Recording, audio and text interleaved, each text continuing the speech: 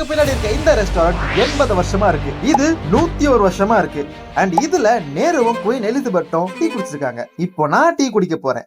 இது மட்டும் இல்ல, இந்த மாதிரி பெங்களூர்ல இருக்க ஓல்டஸ்ட் ரெஸ்டாரண்ட்ஸ்க்குலாம் போய் அப்படி என்னதான் உங்ககிட்ட இருக்கு, உண்மையிலேயே இவங்கலாம் வர்த்தா இல்லையான்னு அவங்க ஃபுட்டை ட்ரை பண்ணி செக் பண்ணி பார்க்க போறேன். Starting with first one, Vidyarthi Bhavan since 1943.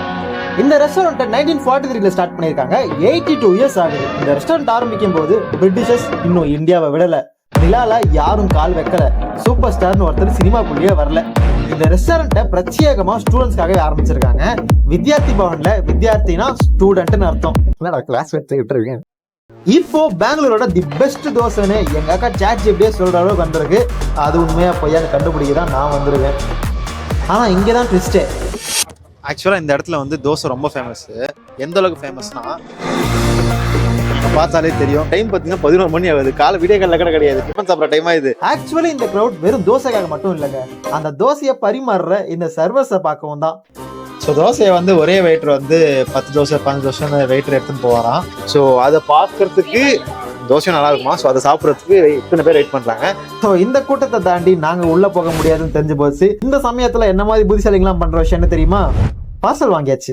ஒரு தோசையோட பிரைஸ் 70 ரூபாயிலிருந்து 80 ரூபா, கொஞ்சம் அதிகம் தான். ஸோ தோசை வர கேப்ல சும்மா சுத்தி பார்த்தேன். ஹோட்டலோட இந்த பெயிண்டிங்ஸ், போர்ட்ஸ் எல்லாமே ஒரு 80s and 90s ஃபீல் கொடுத்துச்சு.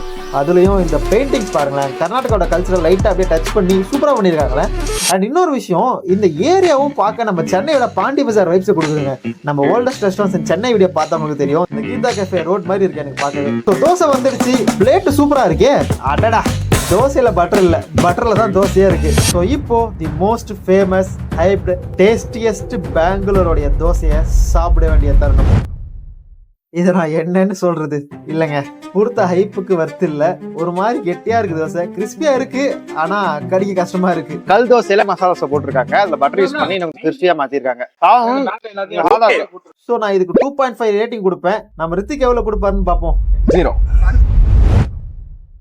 கோஷிஸ் ஆரம்பிச்சது 1940ஸ்ல வேர்ல்டு வார் 2ல பிரெட் சப்ளை பண்ண ஆரம்பிச்சிருக்காங்க. அப்புறமா பார் அண்ட் ரெஸ்டாரண்டா மாத்திட்டாங்க. இந்த ரெஸ்டாரண்ட்டுக்கு Jawaharlal Nehru, Queen Elizabeth II போன்ற பெரிய பெரிய பாய்ஸ் அண்ட் கேர்ள்ஸ்லாம் வந்திருக்காங்க, இங்க டீ குடிச்சிருக்காங்க. அண்ட் இந்த டீயை பத்தி என் பெங்களூர் ஃப்ரெண்ட்ஸும் ஹைப் கொடுத்தாங்க. டீ பயங்கரமா இருக்கும், சூப்பரா இருக்கும்னு சொல்லி. ஸோ தோசை மாதிரி ஆகாம இருந்தா சரிதான். ஸோ நேரா உள்ள போய் டீ ஆர்டர் பண்ணலான்னு போய் பார்த்தா டீ ஜஸ்ட் 40 rupees. சரி, நேரு மாமாவே குடிச்சிருக்காருன்னு நம்பி ஒரு டீயை சொல்லி வெயிட் பண்ணேன். டீ மாஸ்டர் இஞ்சி அரைச்சி பாலை கொதிக்க வச்சு கிளாஸ்ல டீ ஆத்தி அந்த கிளாஸ் எடுத்து இப்போ என் கையில் the most hyped tea of Bangalore இருக்கு. 3, 2, 1. நேரு மாமா, எலிஜபெத் ஆண்டி, நீங்க குடிச்சீங்கன்னு நம்பி குடிச்சேன். வாயிலேயே வைக்க முடியல, இதெல்லாம் டீனை கொடுத்துருக்காங்க. அடைச்ச வேஸ்ட்டுங்க. 40 ரூபா இல்ல, 10 பேர் வாங்கி சாப்பிட்டோம், 400 ரூபாய் லாஸ். இருந்தாலும் என் மனசு கேட்கல. இதுதான் உண்மையிலேயே கோஷிஸா? இங்கதான் அந்த டீ ஃபேமஸா? இங்கதான் நேரு மாமாவும் எலிசபெத் ஆண்டி டீ குடிச்சாங்களான்ற ஒரு டவுட்லயே போய் கேட்டோம். இல்லப்பா, இங்க இல்ல, இதே பில்டிங்ல இன்னொரு கோஷிஸும் இருக்கு, அங்க போன்னு சொன்னாங்க. சரி பரவாயில்லன்னு அங்க போய் பார்த்தா இங்க 40 ரூபா இருந்த டீ அங்க 80 ரூபான்னு காமிக்கிறானுங்க. உள்ள டீ 85 ரூபான்னு போட்டது. சரி, எதுக்கோ கேட்டு போ, மறுபடியும் காசு வேஸ்ட் பண்ணக்கூடாதுன்னு சொல்லிட்டு கேட்டோம். என்னங்க டீ எங்க இருந்து வருங்க, பக்கத்துல இப்பதான் குடிச்சோம் அப்படின்னா, அங்க இருந்தாங்க டீ வரும் அப்படின்னா. சேம் டீ சேம் டேஸ்டாங்க. சேம் டீ சேம் டேஸ்ட், அதே மாஸ்டர் தான் போடுவாரு, நீங்க அதை திரும்பி குடிப்பீங்க அப்படின்றது. ரேட்டு மட்டும் அதிகமா, அதே டீ தானா? நான்லாம் வந்து ரேட்டிங் கூட கொடுக்க மாட்டேங்க, 0. கன்றாவிங்க இந்த டீ. ஆக்சுவலா ஒரு காலத்துல நல்லா இருந்துதான் அப்படி இது.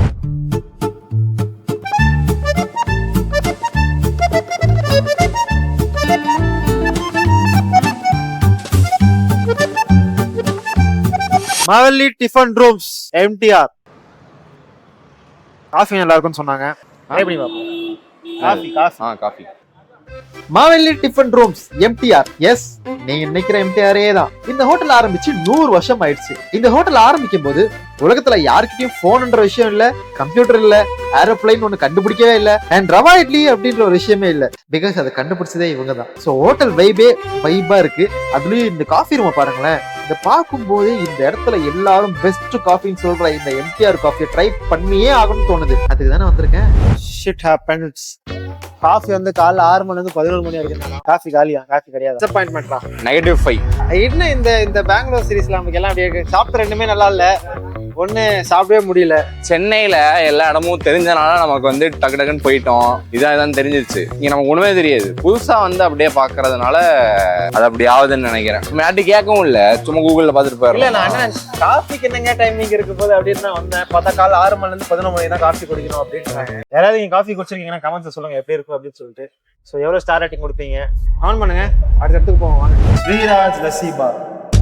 எனக்கு லஸ்ஸி பிடிக்கும், உங்களுக்கும் பிடிக்குமா? அப்போ உங்களையும் எனக்கு பிடிக்கும். லஸ்ஸி பிடிக்காத சிலர்லாம் இருப்பாங்க. அவங்க எனக்கு பிடிக்காது. பெங்களூர்ல லஸ்ஸின்ற ஒரு விஷயத்த ஃபர்ஸ்ட் டைம் 1970s கொண்டு வந்தது ஸ்ரீராஜ் லஸ்ஸி பார். ஸோ அடிக்கிற வெயிலுக்கு நேரா உள்ள போய் பெங்களூர்ஸ் ஓல்டஸ்ட் அண்ட் டேஸ்டியஸ்ட்னு தான் எல்லாத்தையும் சொல்றாங்க. லஸ்ஸி ஆர்டர் பண்ணேன். லஸ்ஸி வரதுக்குள்ள இடத்த ஒரு வாட்டி பாருங்களேன். இன்ஸ்டாகிராம் ஸ்டோரி போறதுக்காகவே செஞ்சு வச்ச மாதிரி இல்ல, சூப்பரா இருக்கு. லஸ்ஸி வந்துருச்சு, பட் இந்த வாட்டி எனக்கு நோ ஹைப். என்ன மாதிரி இருக்குங்க, பெஸ்ட், உண்மையிலேயே பெஸ்ட். அவ்வளவுதான் டாட். நானும் லாஸ்ட் 3 எக்ஸ்பீரியன்சஸ்னால விரக்தியில முழுகிட்டேன். ஆனா எனக்குள்ள இந்த லஸ்ஸியை குடிச்சதுக்கு அப்புறம் மறுபடியும் ஒரு நம்பிக்கை வந்துடுச்சு. க்ரீமா இருக்குங்க. காலையில இருந்து வெயில் பெங்களூரு, அங்கங்கன்னு சாப்பிட்டு இவ்வளவுதான் இருந்துச்சு என் கண்ணு. வச்சோன்னே அப்படியே விரியுது கண்ணு. எக்ஸலண்டா இருக்கு. ஸ்டார் ரேட்டிங்னு சொன்னீங்கன்னா நான் கண்டிப்பா 5 படி. முதல் பெங்களூர் 5 ஸ்டார் இதுதான்ப்பா. Tom's bakery, one of the பழமையான பேக்கரி. அங்கே 1970 ஓபன் பண்ணியிருக்காங்க. 50 இயர்ஸ் ஆகுது. ஸோ இங்கே வந்து உள்ள பேக்கரி சம்மந்தப்பட்ட item puff, chicken puff, mutton பஃப்லாம் இருக்குமா? இல்ல பஃப்ஸும் ப்ளூபெரி மஃபினும் இங்க ஃபேமஸ் ஆமா, நல்லா இருக்குமா. Okay, let's go and test and investigate and உண்மையிலேயே நல்லா இருக்கான்னு பார்ப்போம் வாங்க. ஸோ தாம்ஸ் பேக்கரி ஓபன் பண்ணி கிட்டத்தட்ட 50 இயர்ஸ் ஆகுது. ஆக்சுவலி இது ஒரு சூப்பர் மார்க்கெட்டுக்குள்ள இருக்க ஒரு பேக்கரி. அவ்வளோ பெருசுங்க இது. இன்னொரு விஷயம், பெங்களூர்லயே எக் பஃப்ஸ் இங்க மட்டும் தான் கிடைக்கும்னு சொல்றாங்க. உள்ள என்விரான்மெண்ட்டே பயங்கரமா இருக்கு. ஏகப்பட்ட வெரைட்டிஸ் ஆஃப் டிஷஸ் வச்சிருக்காங்க. செம்ம கிரௌடுங்க. உண்மையிலேயே இந்த பெங்களூரோட ஓல்டஸ்ட் பேக்கரியோட முட்டை பஃப் அவ்வளவு நல்லா இருக்குமா? கேக் பார்த்துருப்பீங்க டப்பால, முட்டை பப்ஸ் பார்த்துருக்கீங்களா? ஓ பிஸ்கெட் போட்டு கொடுக்குற மாதிரி முட்டை பப்ஸ் போட்டு கொடுத்தாங்க. வாய் ஊறுது, ட்ரை பண்ணுவோம்.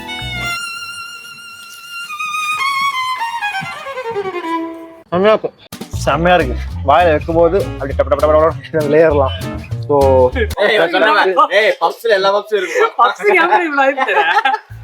ட்ரை பண்ணி பாருடா. ட்ரை பண்ண சரி எடுங்க, அப்படியே எடுங்க, அப்படியே எடுங்க. गाइस நான் சொல்றது மட்டும் இல்ல, எடுத்து சொன்னாடா, எடுத்து गाइस இப்போ நான் வந்து கண்ணை மூடிட்டு ஒன்னு எடுக்க போறேன். எது வருது தெரியல எனக்கு. இது வரும். எடுங்க எடுங்க, எல்லாரும் எடுங்க. எப்படி இருக்கு சாப்பிட்டு சொல்லுங்க. மசாலா சூப்பரா இருக்கு, பயங்கர மசாலா டேஸ்ட் பயங்கரமா. புரியுதா? அதான் அவன் சொல்ற மாதிரி கர்நாடகால பஃப்ன்ற கான்செப்டே கிடையாது. ஆனால அவங்க நம்ம முட்டை வச்சிடலாமா? அண்ட் வெறும் முட்டை பஃப் மட்டும் இல்லைங்க, இந்த இடத்துல டோனட்டும் அப்புறம் ப்ளூபெரி மஃபனும் நல்லா இருக்கும்னு சொல்லியிருந்தாங்க. ஸோ அதையும் வாங்கி ட்ரை பண்றோமே, அதையும் வாங்குவோம். குத்துறேனே வாயில வச்சோன்னே அஞ்சு சொல்லிட்டேன். 5 out of 5 இருக்கலாம். ஏய் வீடு போற அவ்வளவு பசங்க செம்ம குத்துறாங்க. மேல எலிபேட் இருக்குங்க.